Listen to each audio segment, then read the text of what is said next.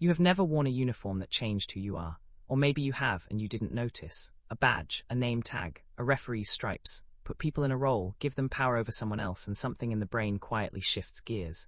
Most people assume they'd never do it. The evidence says otherwise. In August of 1971, a psychologist named Philip Zimbardo turned the basement of Stanford University into a fake prison.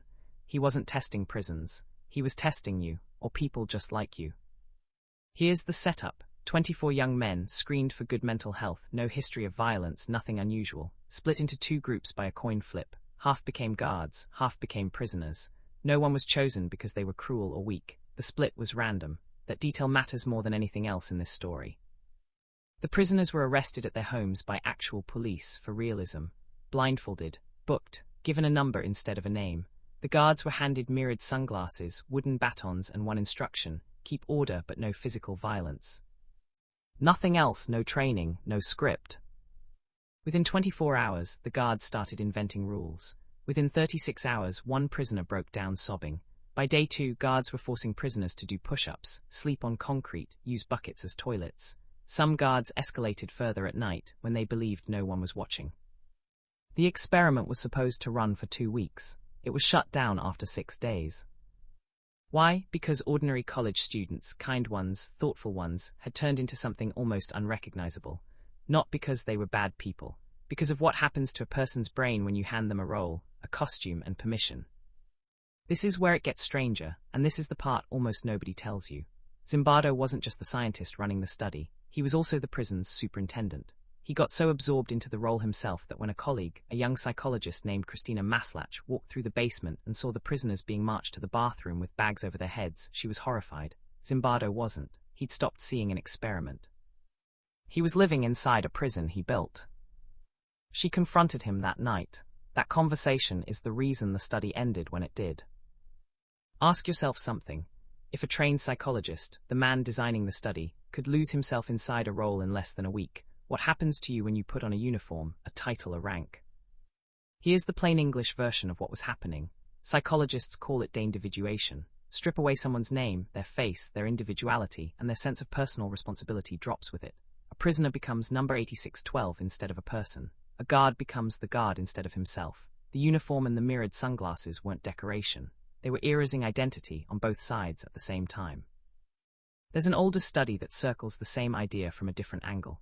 In 1961, Stanley Milgram at Yale told ordinary volunteers to deliver what they believed were painful electric shocks to a stranger, simply because a man in a lab coat told them to continue. Most of them did, not because they wanted to hurt anyone, because authority, a role, a system, gave them permission to stop asking questions. Put those two studies side by side and a pattern appears. It isn't about bad people doing bad things. It's about ordinary people, inside a system, doing whatever the system quietly tells them is normal. But here's the twist, and it's the part that makes this story worth revisiting instead of just repeating. Decades later, 2 British psychologists, Alex Haslam and Steve Reicher, tried to recreate something similar for the BBC, with far tighter ethical oversight and closer scientific controls. And their prisoners and guards didn't spiral into cruelty the same way. Instead, the guards hesitated. Some refused to enforce the rules at all.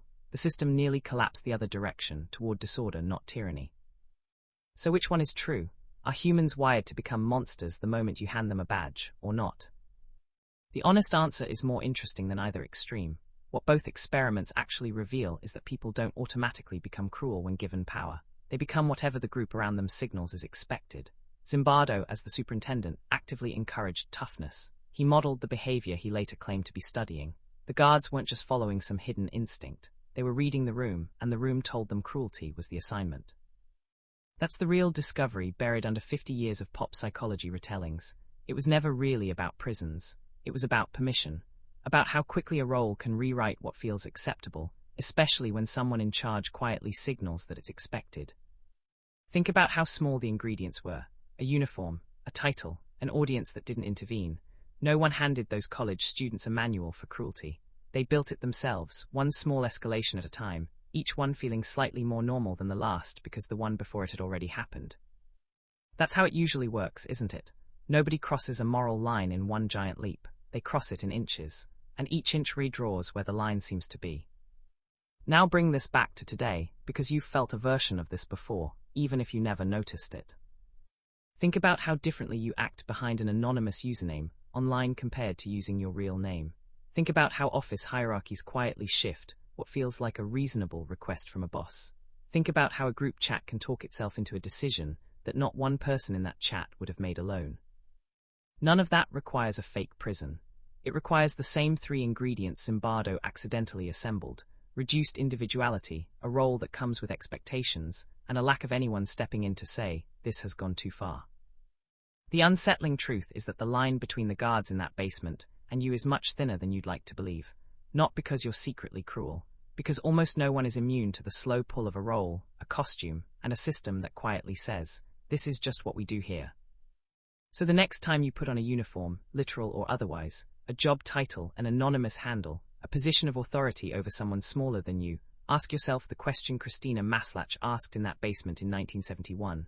Not, what does this role expect of me, but who am I underneath it? You have never worn a uniform that changed who you are. Or maybe, without noticing, you already have.